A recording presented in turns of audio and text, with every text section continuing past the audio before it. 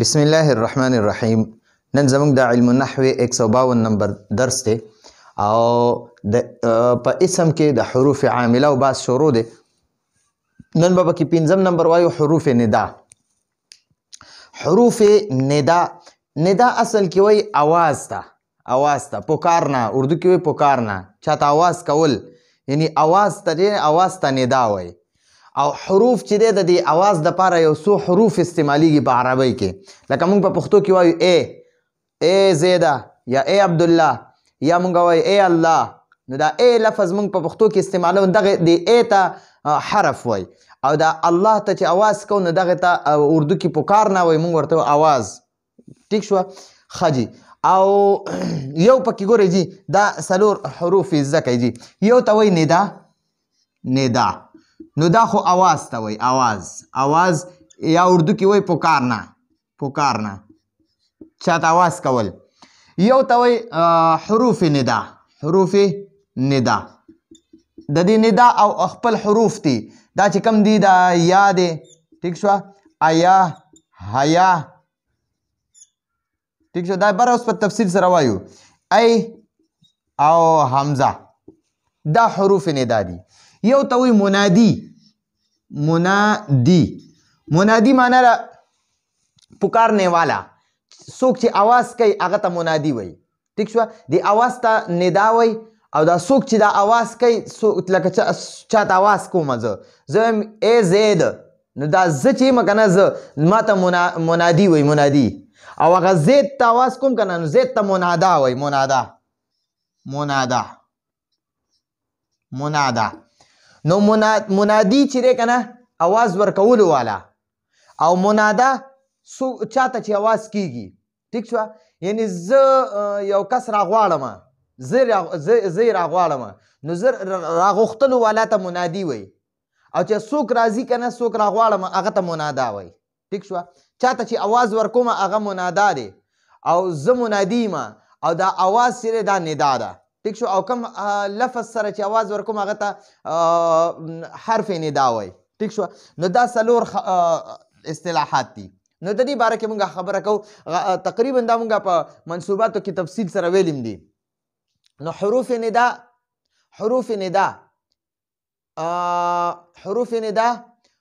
منادا مضاف له نسب ورکوي. حروف ندا منادا مضاف له نسب ورکوي. چې منادا وي هغه چې چاته आवाज کیږي هغه ته منادا وي، او هغه مضاف وي نو هغه له به نسب ورکوي. او دا حروف ندا 5 دي. حروف ندا څو دي؟ 5 دي. یو یا دی، ټیک شو، یو ایا دی، یو حیا دی، یو ای دی، او یو حمزه دی. ټیک شو. لکه یا عبد الله، نو دا عبد ای دا یا حرف ندا دی، حرف ندا. ټیک شو. आवाज والا حرف. دا عبد مضاف ته، مضاف.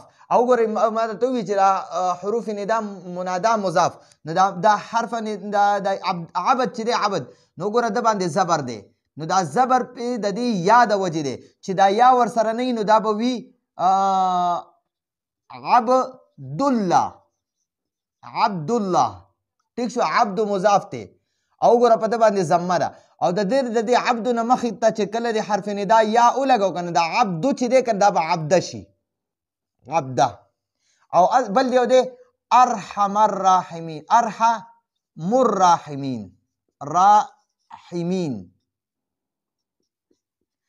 ارحم الراحمین. ټیک شو جی.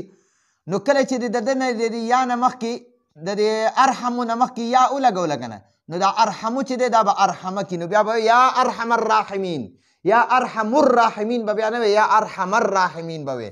نو دا ارحم مضاف منادا دی، منادا مضاف دته وای، منادا مضاف. ټیک شو. دا عبد ته نه دی، دته منادا مضاف وای، منادا مضاف. نو تا ته دا خبره کوي حروف ندا منادا مضاف له نسب ورکوي. نو دا عبد چې و دله عبده ورکو، نو دا عبد چې دی دا منادا مضاف دی، نو دله نسب ورکوي. او دا حروف ندا 5 دي، یا ایا حیا ای او حمزه. لکه یا عبد الله. ټیک شو. ګوره نو یا عبد الله دا ایا ور سره ایا عبد الله،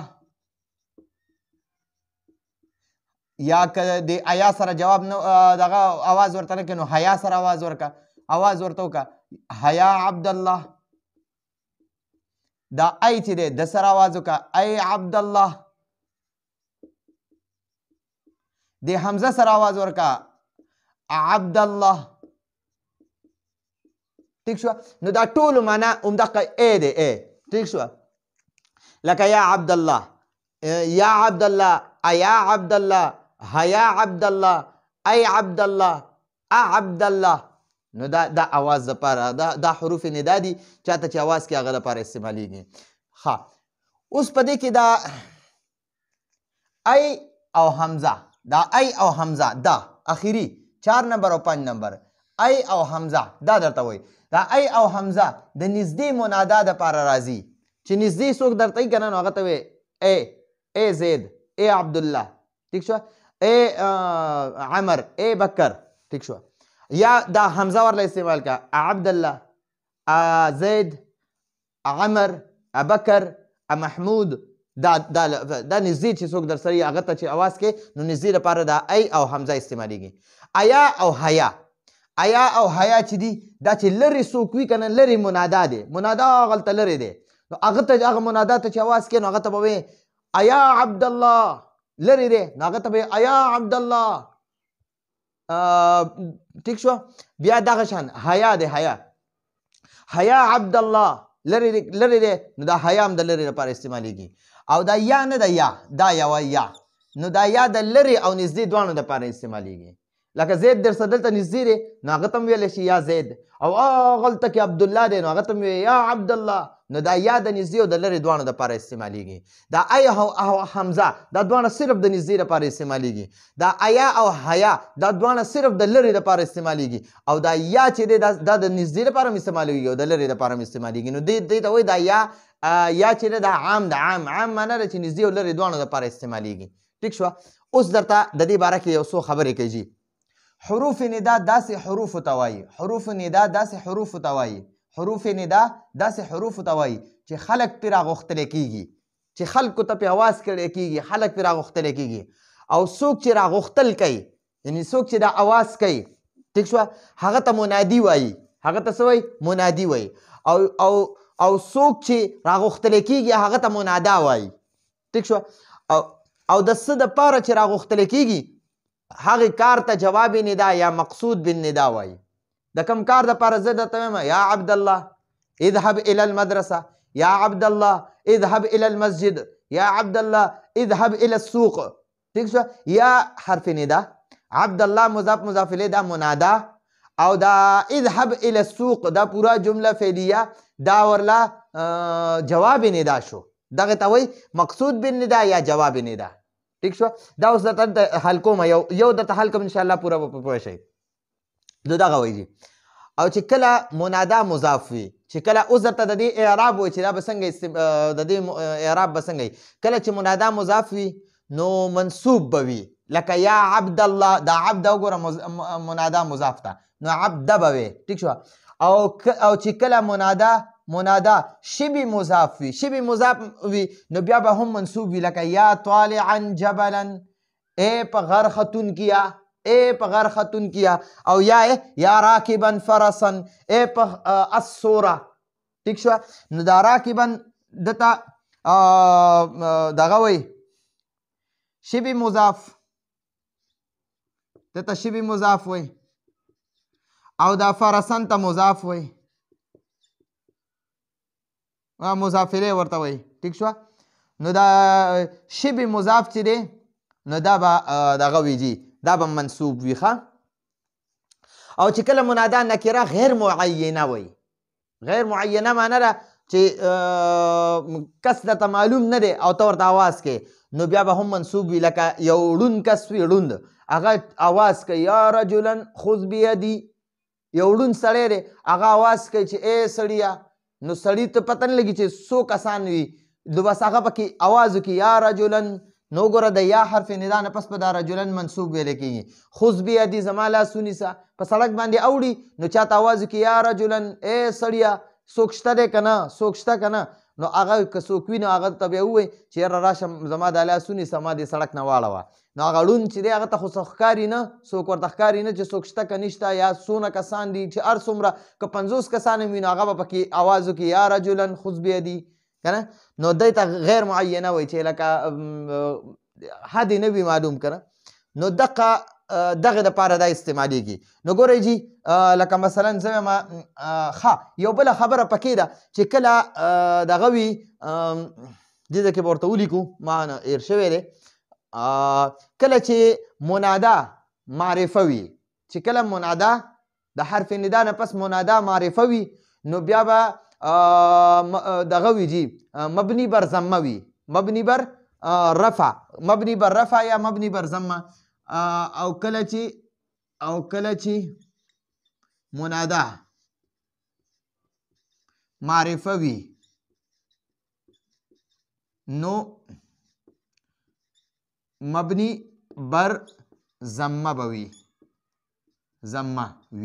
لکه یا زیدو وګورئ دا یا زیدو به بیا ویلی کېږي ټیک شو مبني بر ضمه به وي او هسې دا لیکلی کېږي زیدون خو چې یا حرف ندا تې مخکې ولګي نو یو ضمه تې ختمه شوه نو یا زیدو به ویلی کېږي ټیک شو جي ښه جي د دې به د یو جملې ترکیب ولیکو لکه مثلا ګورئ زه یم یا زیدو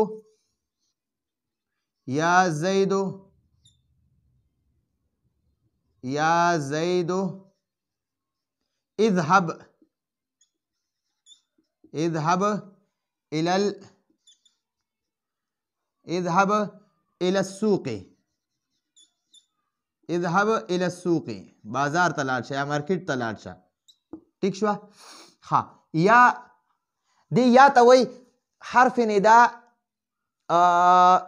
دا حرف ندا دا قائم د ادعو قائم مقام ده ٹھیک شو ادعو معنی ده میں بلاتا ہوں زه آواز کوم نو دا یا چې ده دا د ادعو قائم مقام ده یا حرف ندا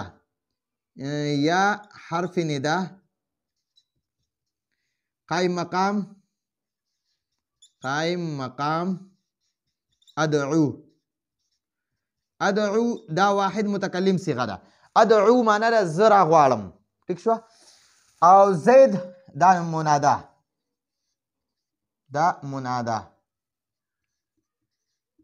اذهب دا فعل ده فعل امر او دې کې انت ضمیر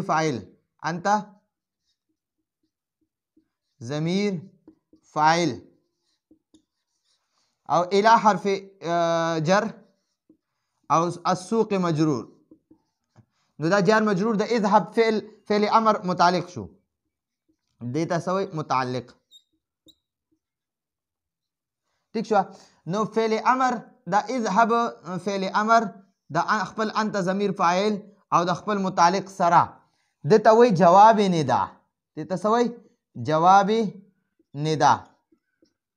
جواب ندا نو منادا او ندا او جواب ندا دا بیا جمله د ادعو فعل د خپل منادا او جواب ندا سره د ندا او جواب ندا سره دا د ادعو مفعول به شو ادعو فعل د خپل فاعل او مفعول به سره جمله فعلیه خبریه شو ٹھیک شو د دې ترکیبونه ان شاء الله بیا مخې ته مقبر راشي دا به وکړو خیر سره خجی نو دا د دې ندا اواز ته وي او حروف ندا د خپل حروف دي دغه ته وي منادي چې دی اواز ورکوونکي ته وایي اواز چې چاته څوک چې اواز کوي او منادا چې چاته اواز کیږي هغه ته وایي نو دا زموږ د حروف نداو درس راتلونکي درس پورې اجازت غواړو هذا هو المرام والله اعلم بحقيقة الكلام